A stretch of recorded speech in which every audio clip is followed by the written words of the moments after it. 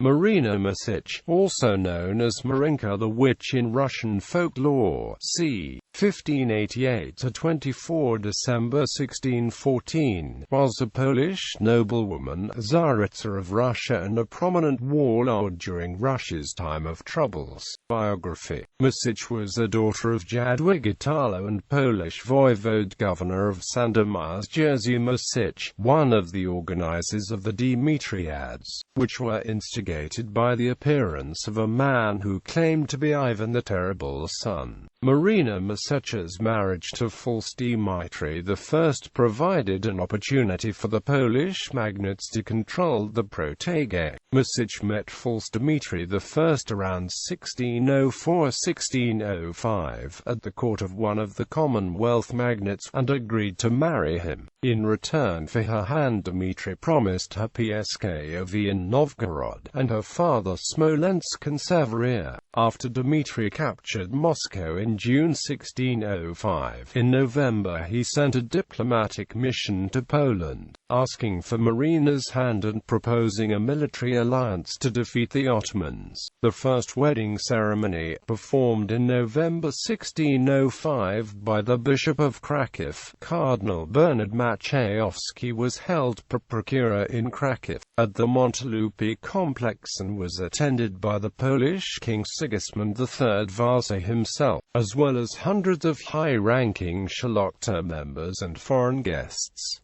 Dmitry was represented by Muscovy envoy Afanasy Vlasiev. Afterwards, Marina went with her father in a retinue of approximately 4,000 to Moscow. In the beginning of May 1606, Marina entered Moscow in a triumphant parade, and on the 8th of May was crowned in Uspensky Sobor, when Patriarch Ignatius confirmed the marriage and put the Rurikid's crown on her head. It is unknown whether Marina converted from Catholicism to Orthodoxy. She wore a Polish wedding dress, and Dmitry wore the armor of Polish Hussar. However, Marina did not reign long. On the morning of the 17th of May 1606, about 2 weeks after the marriage, conspirators opposed to Dmitry and his policy of close cooperation with Poland stormed the Kremlin. Dmitry tried to flee through a window but broke his leg in the fall. One of the plotters shot him dead on the spot. At first the body was put on display, then cremated, and the ashes were shot from a cannon towards Poland. Dmitry's reign had lasted a mere 10 months. The Vasily Shuisky, whom Dmitry earlier pardoned for conspiring against him, took his place as Tsar. This coup d'état caused thousands of deaths, including many from the Polish entourage. Marina and Jerzy Mniszech were imprisoned. However, the story of the false Dmitry was just beginning. After the death of false Dmitry I, Marina Mniszech was spared her life after she had rejected her royal title and sent back to Poland in July 1608. However, her father Jerzy Mniszech didn't give up on his plan to become father-in-law of the Tsar. Exiled to Yaroslavl, he searched for a way to regain his favors. With his help, Marina turned up in Tushino, where she would secretly marry another impostor, false Dmitry II. After supposedly recognizing him as her husband, Polish hetman Stanislaw Olesczynski wrote in his memoirs that the only two things false Dmitry I II had in common was that they were both human and usurpers. False Dmitry II was killed in December 1610. Marina Mniszech then found herself a protector in the person of Ataman Ivan Tsarutsky, who would try to support the nomination of her son Ivan for the Russian throne. His henchmen called Marina Mniszech's son Ivan Dmitrievich. However, Patriarch Hermogenes would later dub him a little thief. In the summer of 1613, after having lost the supporters, Mniszech and Tsarutsky fled to Astrakhan, but with the election of Michael Romanov as Tsar, the citizens of Astrakhan wanted the pretender and his family gone from the city. In 1614, an uprising of townspeople was aimed solely at capturing the family.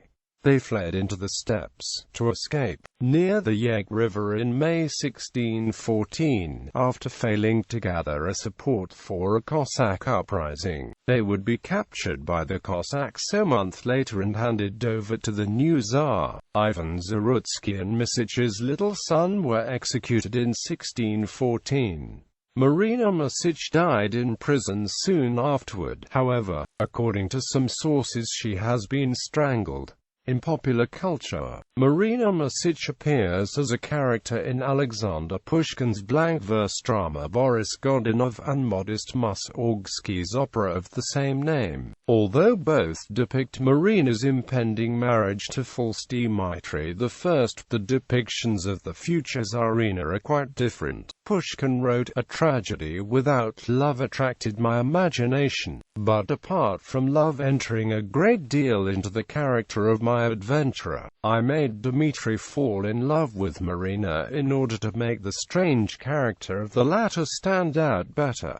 It is barely outlined in Karamzin, but certainly she was an odd and pretty woman. She had only one passion, and that was ambition, but with such a degree of energy, or fury, that it is difficult to imagine it. Look how, having sampled royalty, drunk on a dream, she prostitutes herself to one adventurer after another, shares now the disgusting bed of a Jew, now the tent of a Cossack, always ready to give herself to whoever can show her a faint hope of a throne which no longer exists. Look at her brave war, poverty, shame, at the same time negotiating with the King of Poland like one crowned head to another, and then end her most stormy and most extraordinary existence so miserably. I have only one scene for her, but I will return to her if God lets me live long enough. She upsets me like a violent emotion. He is horribly Polish, as Mme. Lubomirska's cousin said. Quote, in Mussorgsky's opera, however, Marina Mniszech's ambitious manipulation of her future husband is shown to be instigated by a Jesuit priest, who threatens her with hellfire unless she whores herself to the pretender.